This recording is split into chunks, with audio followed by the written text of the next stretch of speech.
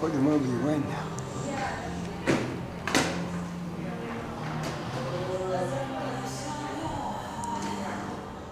I'm not sure how long Tony has been coming to Creativity Explored, but it's been a long time. I think he's been coming here for at least 20 years. I've been here for almost 18 years, and he was definitely here for a while before me.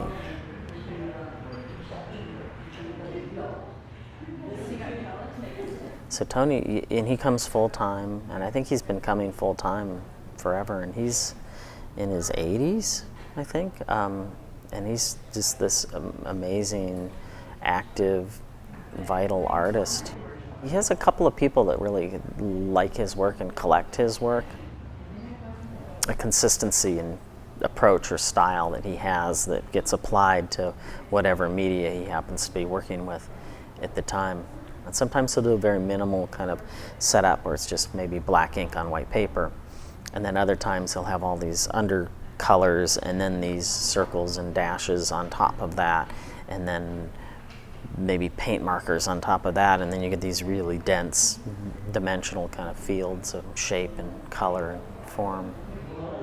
He was doing a lot of drawing and painting and a lot of sort of color-filled paintings, which was interesting to me because he's very deliberate and very sweet and careful in the way he draws these like little circles and dashes.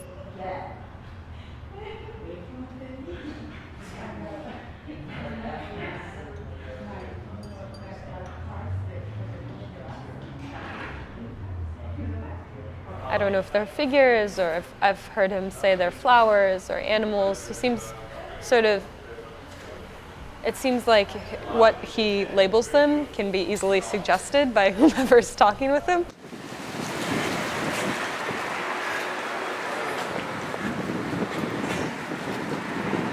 Ready?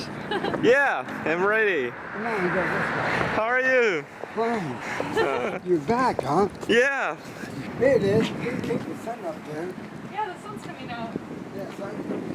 The other day while we were walking, he was telling me about, he will reveal things about himself sort of in fragments. And he was talking about Christmas and how he used to spend Christmas in Mexico. And it's obvious in his art, when you look at his art, that he's lived through, I feel like his work looks like work of his era. He's an older man and he's lived through the abstract expressionist period and these periods of art that actually kind of seem to show up in his work. His work looks like it could be of that time. So with the prints, you really see that. You see the relationship between one shape to another. And his use of color is so strong too. Within his larger paintings, you can see like across the painting that the colors that he's chosen to put next to each other. And then with the print, it becomes much more discrete because one thing is one shade of green, another's a shade of orange, and you really can see that decision making with his colors, which has a very natural way with color. He knows what looks good.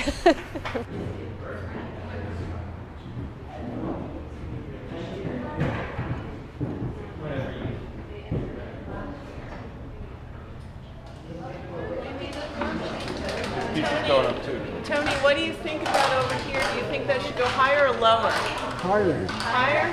Like here? Maybe Yeah. over to the right more so it gets branches out. How about there? Do you think that looks good, Tony? Yeah, top. Let me just get that at the bottom.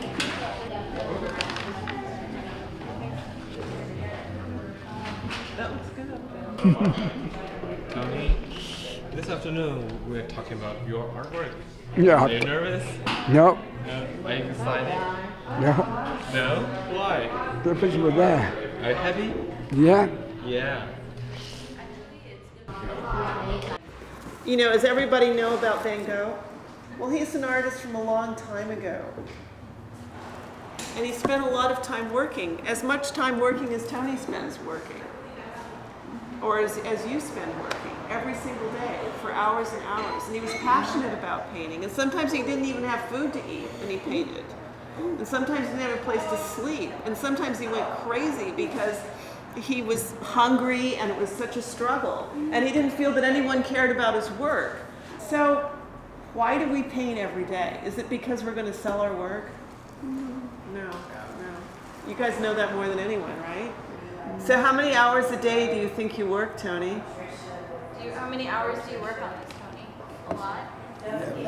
Yeah. You'd have to work, like, you get here about 9 o'clock. You start working right away. Yeah. And you work on this piece maybe, what, 2 days a week? More. Or more? But he works on different pieces on other days. So Tony's immensely productive. Like, you work really hard. You have to keep pretty busy to make a piece like that, don't you? Do these pieces seem extreme to you? One does. One does. Which one? Tony's piece? And the other piece, do you find that that's extreme or unusual or wild? They all look nice, different. They look different, nice but different. How are they different? Flowers. Flowers? This one looks like flowers to you? I think art should challenge you a little bit. It shouldn't just be, you know, something, yeah, it should be interesting, exactly. There should be something to think about when you look at art. Well, thank you. Thanks. Does anyone? Okay, all right. Thanks.